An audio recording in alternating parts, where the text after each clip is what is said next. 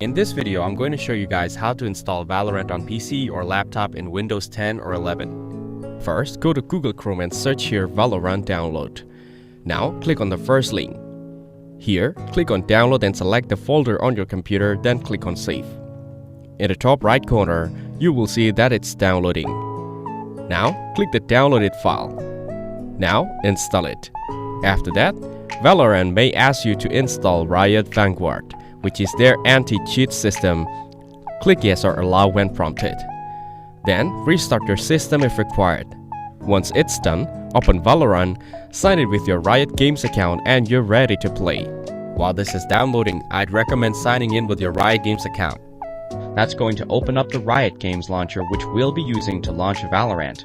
So click on install on the bottom right hand side. You can decide whether you want to change the installation path. I am going to leave this and press install. If you don't already have one, select create account in the bottom left hand side. Once you're signed in, you'll see this window here. Now, you'll just need to wait while Valorant installs onto your computer.